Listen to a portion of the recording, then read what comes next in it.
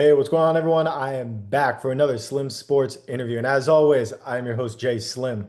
And joining me today from the ACC, the North Carolina State Wolfpack, one of the most dominant running backs going into the 2026 season. You need to learn his name because he's going to be racking up some awards and a whole lot of wins next season in 2026. Ladies and gentlemen, 5'10" running back from the Wolfpack, Jayden Duke Scott. What's going on, man?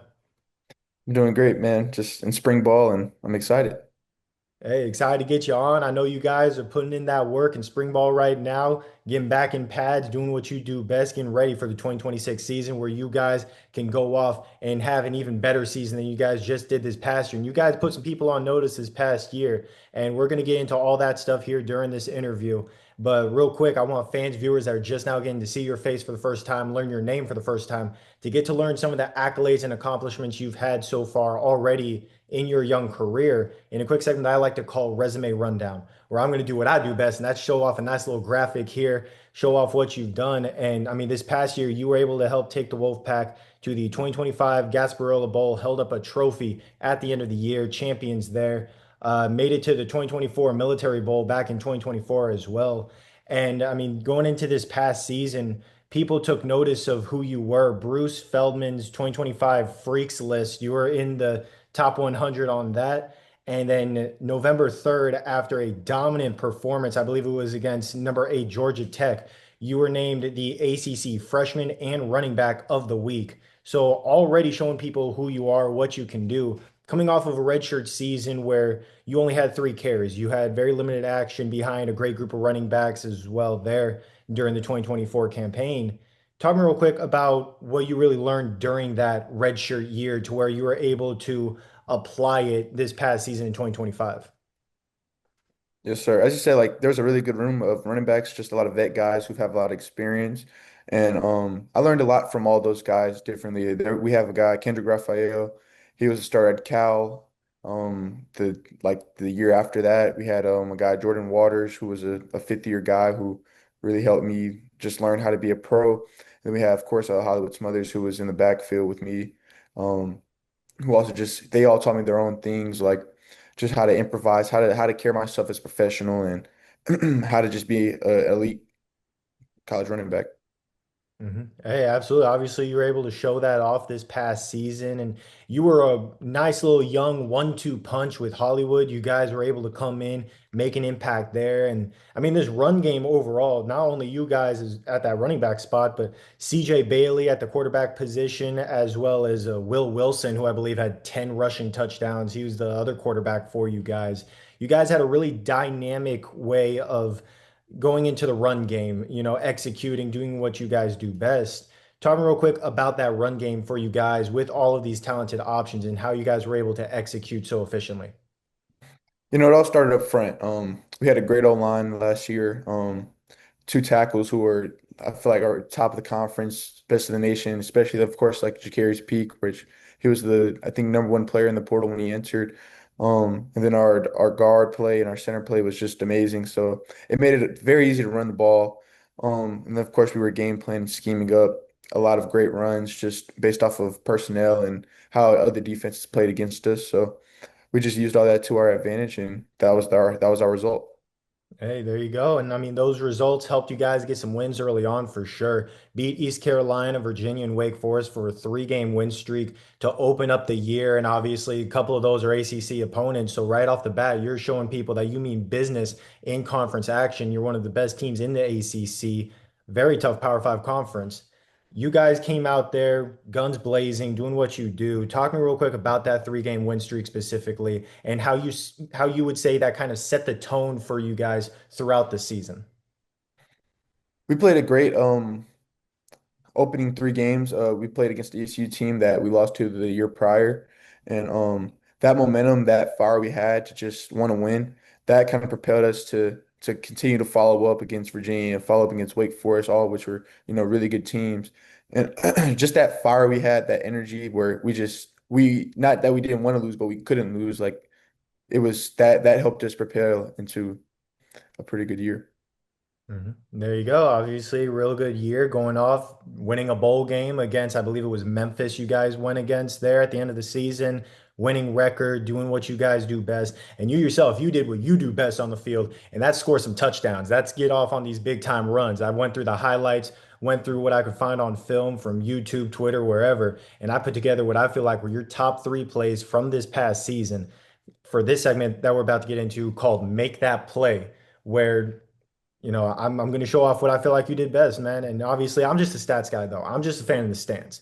You're the one on the field doing what you do best, bulldozing people over, getting into the end zone. So, what would you say was your best play from this past season? I would say my best play is definitely my last touchdown against Georgia Tech. Um, that was kind of I feel like the nail in the coffin. There was, like probably 4 minutes left on the clock. Their offense, of course, was extremely potent, and we knew like that play we had to or that drive we had to put the game away. So the line opened up a hole. It hit backside from the play, and I was able to outrun the defense and pretty much seal the game. Hey, there you go, man. I do have that in my top three as well, actually. And I also have another big run you had against Georgia Tech where it didn't result in a touchdown, but did give you guys some good yardage. And at number three is that 70-yard rush that you had. Ended up just cutting right up through the gap, slash your way past a trio of defenders all surrounding you. None of them were able to get you. You took off. And I mean, you got all the way to within the 5 yard line, I believe. I mean, great yardage, put your team in great field position. Obviously, you guys go on, score, do what you do, go off and win that game. And it's in part because of what I have at number two. The one that you mentioned there is that 30-yard touchdown against Georgia Tech. I have that at number two on my list. Slashed through multiple defenders to get into open space, turned on the Jets. I mean, you got some serious speed. I want to see who's the fastest player on the team because you got to be in the top five at least. Definitely made your way to the end zone there, past the defensive backs who were trying to catch up. You said, no, not today. I'm putting points on the board. So that's at number two. Number one, I got to go with your touchdown versus Virginia Tech just because of the power that you showed, that strength to stay up, get into the end zone, where you just powered your way through what seemed like every single defender for that Virginia Tech defense. They all came swarming in. You somehow stayed on your feet, stayed on top, and managed to get into the end zone to put more points on the board for the Wolfpack. So those are my top three plays right there. But obviously, you have a whole lot more runs than just that throughout the season, doing what you do. And this was your first year really seeing time on the field. This was your first year where you were appearing in every single game, showing people, hey, let's go off, let's do this. You and Hollywood, like I mentioned, being that 1-2 punch at that running back position.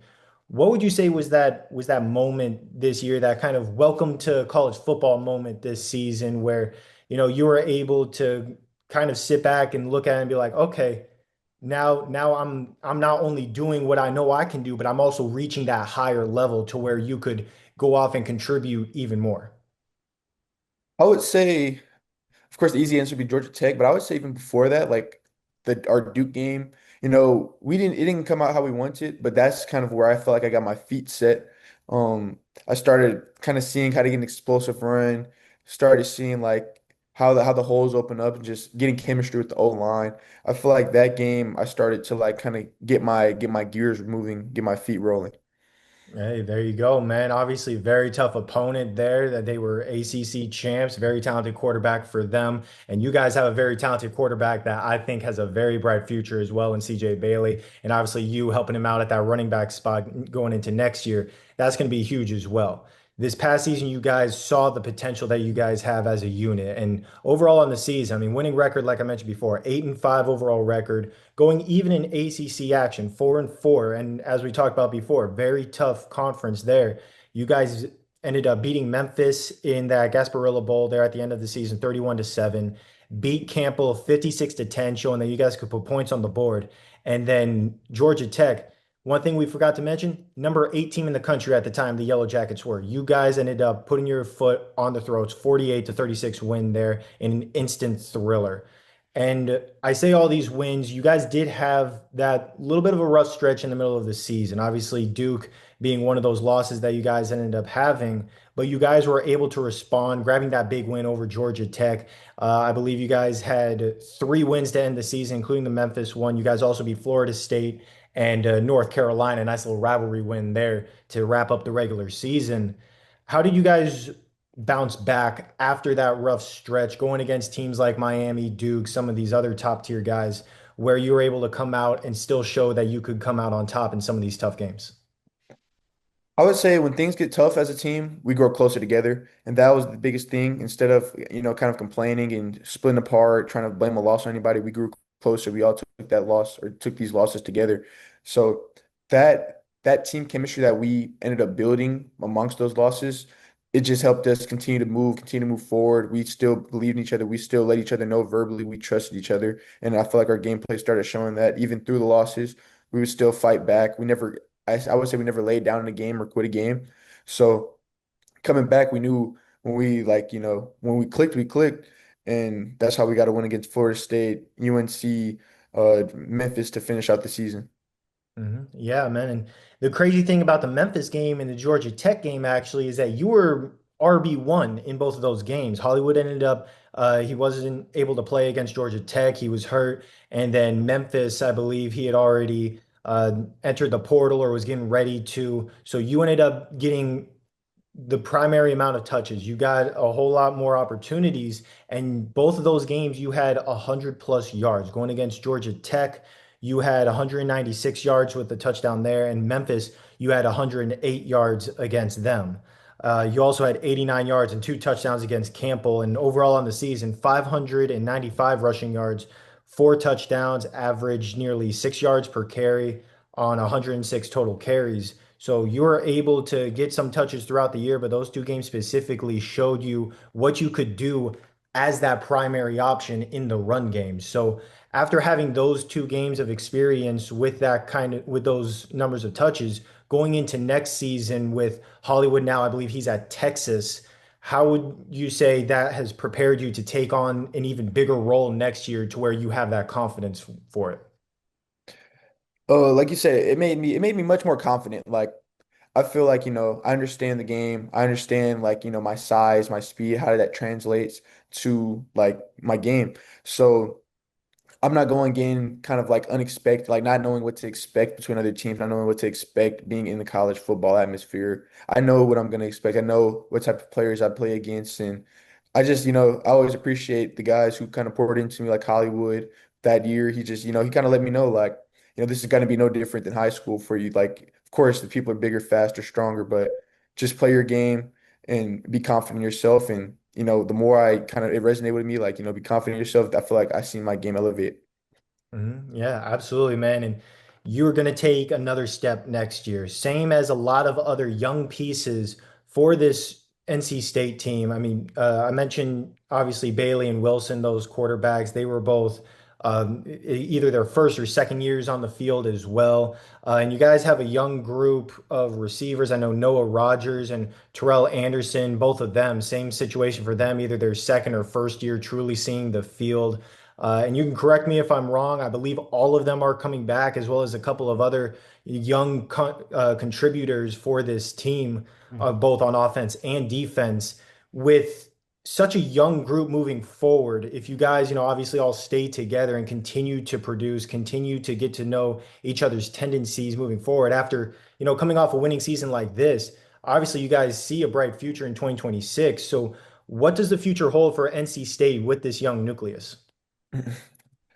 Okay, so sadly the receivers did end up transferring out. So I think we ended up having one out of the top five return.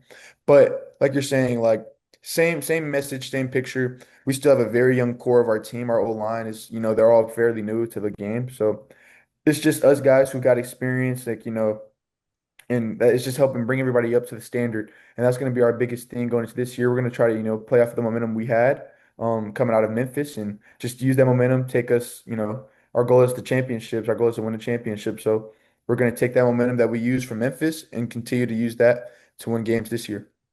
There you go. Definitely going to have a whole lot more wins for the Wolfpack in 2026. Can't wait to see what you and your teammates do.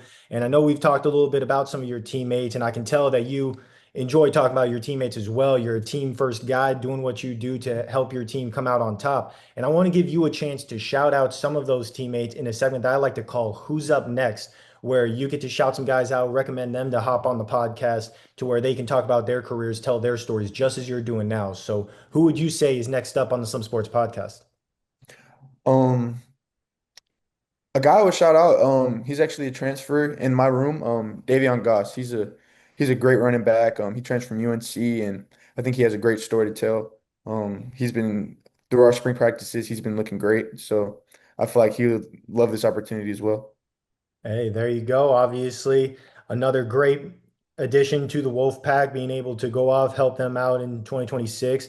Obviously, you yourself, you're going to be going in, looking to take on that number one spot as RB1, doing what you go off, hopefully for a 1,000 yard season. I mean, you had almost 600 rushing yards this past year alone with the run game that you guys have with so many dynamic runners. I'm sure you can definitely get even more yards next season, and you're looking to find ways to improve your game in order to do that and also improve in the receiving aspect and do whatever you can to help your team come out on top, obviously, to hold up that trophy. What are you doing to really attack this offseason and focusing on primarily in order to make all of those dreams become reality? My biggest focus of improvement has been finishing my runs. So I mean I understand getting explosive run, but now it's time to, make those explosive runs, home runs. And when I get the ball, put it in the box, put it into score a touchdown. So that's been my primary focus. And of course, you can always work on speed, catching, pass pro stuff, but that has been my primary source of focus. Hey, there you go, man. And with you focusing on that, with the IQ that you've already been able to show early on in your career, no doubt in my mind, you're going to be able to make all those things happen, go off and help NC State hold up that ACC championship trophy and get into the college football playoffs in 2026, man. Cannot Yes, wait to sir. see what the future holds for you, man. Beyond blessed to get someone of your talent at this young of an age on the podcast because the future is bright for Duke Scott going off, doing what he does best, man. So thank you so much for hopping on the Slim Sports podcast for a fantastic interview. Yes, sir. Thank you for having me. I appreciate you.